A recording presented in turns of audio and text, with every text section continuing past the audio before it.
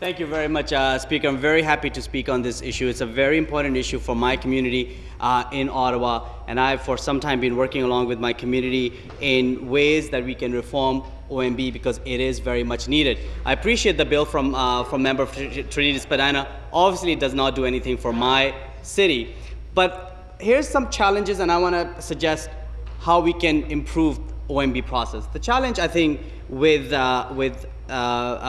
Mr. Marchese's bill is that abolition of OMB does not help, because if there's a decision of City Council that has to be challenged, then we're going to the courts. And courts are more expensive, take a longer time, and there's no expertise. And by the way, judges are unelected as well, and faceless as well, and they're appointed as well. So the difference is minimal. So that's a significant challenge. Clearly, status quo does not work. We need to reform the OMB.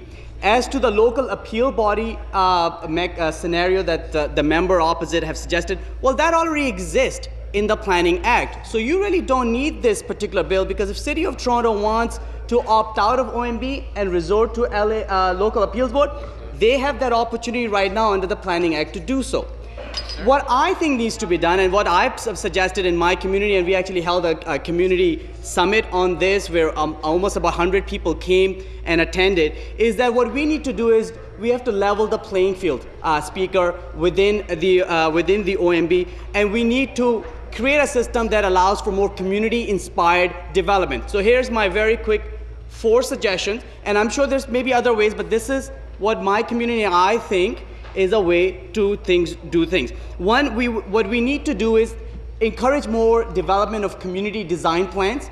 Communities spend a lot of time with the municipalities to develop community design plans, or CDPs. I know in Ottawa that has been used quite often. What we need to do then is incorporate those CDPs, once they're approved by the council, into the official plan of the city, so they become enforceable as opposed to just an aspirational document. That's number 1.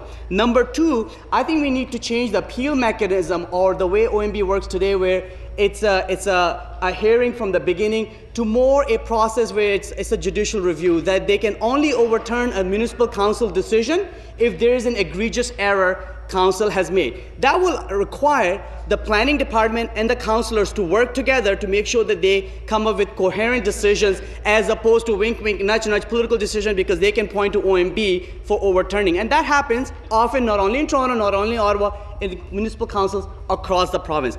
Number 3 thing we need to do is require mandatory mediation at OMB. It's voluntary mediation right now, and every time there's mediation, the chances are very high the process results in a win-win solution for the community and for the developer and for the city council. So I think what we need to do is have mandatory mediation within OMB, so that we can make the process less litigious, less adversarial, and focus on common solutions.